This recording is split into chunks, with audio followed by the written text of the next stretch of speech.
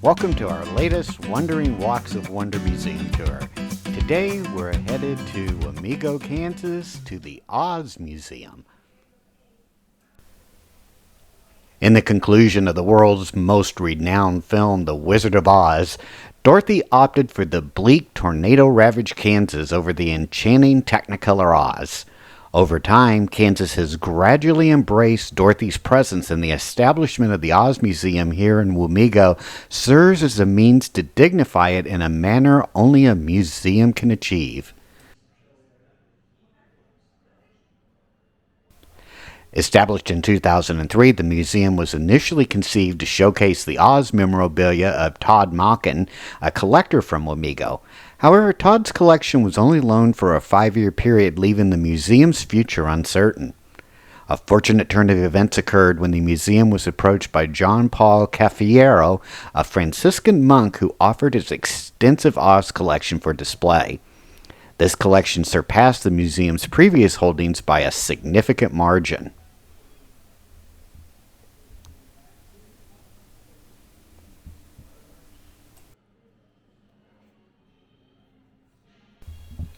For those curious about how an entire museum can be dedicated to paraphernalia from a 1939 movie, the depth of Oz lore is revealed. Originating from a popular book series and marketing phenomenon, Oz was well established before Judy Garland's iconic journey in the film. It was basically the Harry Potter of its time. L. Frank Baum penned 14 Oz novels, with numerous others authored by different writers in subsequent years. While some Oz characters didn't make the cut for the 1939 film, the Oz Museum ensures that they are not forgotten. As you can see as we walk along the museum, display cases are filled with a chronological array of memorabilia from Baum's original editions to contemporary Oz adaptations. Also, we see Judy Garland's birth certificate, as well as many foreign translations of the films. The museum's shelves are stocked with over a century's worth of Oz merchandise, including toys, dolls, and even a jar of Oz peanut butter preserved and unopened.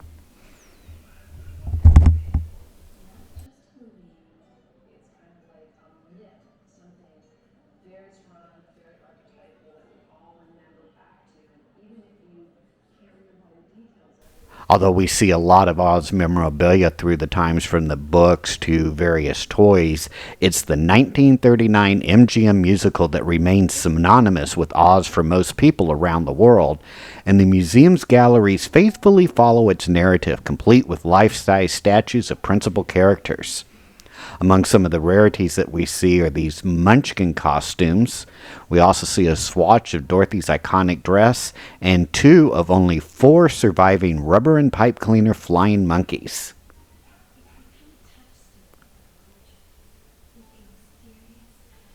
The museum acknowledges that acquiring such classified artifacts would now be financially out of reach, particularly items like the original ruby slippers that, for insurance costs alone, would likely be prohibitive. But the museum is fortunate enough to possess one of several replica copies of the shoes.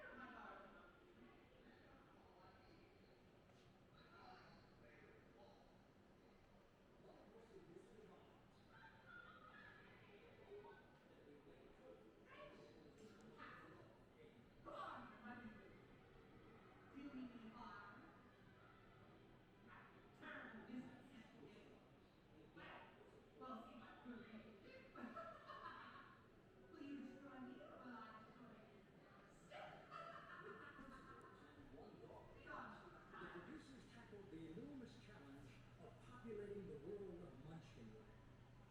have a few alternatives. They could have gone with child performers, but that's not really what Munchkins are. One is very clear on that. They're not children. They're adults who are very special creatures. You can't have a child performer kind of made up to the whole or being accepted as someone who has the kind of wisdom that actually the Munchkins have. So you really needed to have midget performers, as they were called back then. And they wanted them of a very special kind. And they finally contacted Liam Singer, who did put together the biggest tortilla ever put together of, I think, 116 local performers. The number is often cited as 124, but I think that's because they cheated here and there and did put in some child performers just to fill out some of the big scenes. I was so young. I was only 16 years of age, and to me, I was a big thing coming from a small town, going to Hollywood to make a movie. People have said that the Munchkins are too outlandish and they think the movie kind of sensible. I don't think that at all.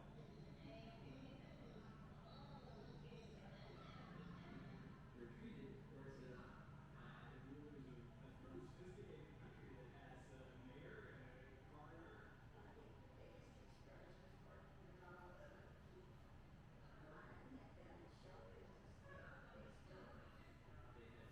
I hope you've enjoyed this Wandering Walks of Wonder tour here at the Oz Museum in Wamego, Kansas. If you've been to the museum before, leave a comment on what your experiences were like, or if there's information you'd like about any of the other items in the museum that you see, leave a comment. We'll see if we can try to answer those. Otherwise, make sure to hit that like and subscribe button, and we will see you on our next Wandering Walks of Wonder adventure. Take care now. Bye-bye.